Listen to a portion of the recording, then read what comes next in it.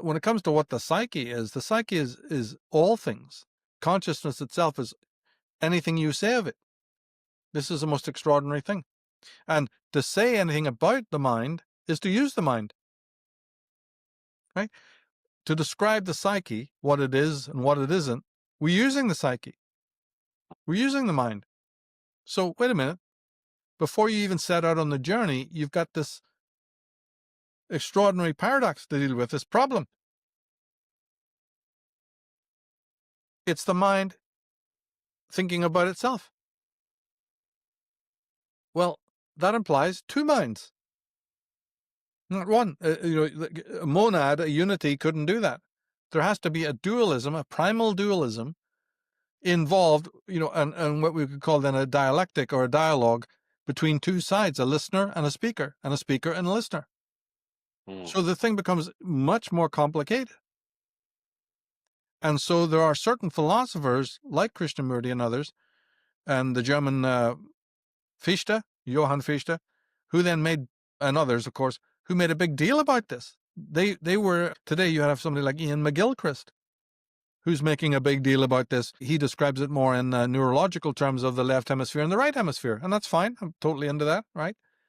Because at least they're making this point of this primal underlying, what I call contrarium, that exists. So consciousness is not a unity. And if you've got a duad, how do we know it's not a triad? How do we know it's not a quaternity?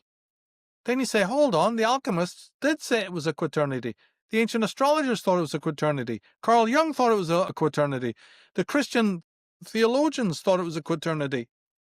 William Blake speaks of it as a quaternity. Hold on, we started with one thing, now we got four? Yeah. Like I said, other people are configuring it as a triad. Then somebody's talking about a quintessence that implies a fifth element. I mean, come on. Then some of the Eastern Hindu paths have 7 centers. The Kabbalists have 10 centers and more. I mean, wait a frickin' minute. You see, so what it really means is that this thing, consciousness, is a very, very plastic thing. But I just like to stick with the simplest explanation. This thing speaks of its own self. The self is self-reflective. The mind, we need the mind to speak of what the mind is.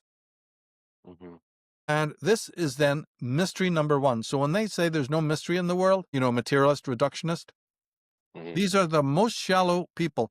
All they do is they explain things away. Yeah, that's all they have. Actually, all they do, these materialist reductionists. And that's why they have so much fallout. That's why from even within the corridors of their own institutions, there's a lot of dissent now. Because people understand some of what I've said and they go, this reductionism won't work for me and I'm not going to go along with it. There is something centrally mysterious about the mind that no scientist can explain. This, paradoxicon, this consciousness is commenting on itself. How can it even do that? It's totally paradoxical and therefore mysterious. So what do we know about it? What can we do about it? Well, what they do about it is forget that it exists and don't talk about it and find something else to do. Yeah. Anything other than that, anything other than looking at themselves, Yeah. But the mystic will not do that. The mystic sticks closely to that mystery and always keeps it in sight. The consciousness is like a mirror, specular, and when I look into it, lots of strange, mysterious things are taking place. It's looking into itself. But how is that even possible? So if I got one mystery and I hold on to that for dear life and don't let it go, maybe there's another mystery. Because if I found one, how do I know there's not others? And that's the journey of the Siddhartha road. That's the mystical journey. Now you're really dealing with, it's like the psyche is, sort of seducing you forward. You're initiated now.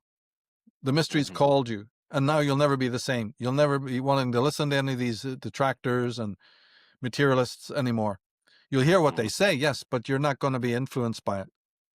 Because you have been, bitten by the greater numinous mystery, what Rudolf Otto called the numinous.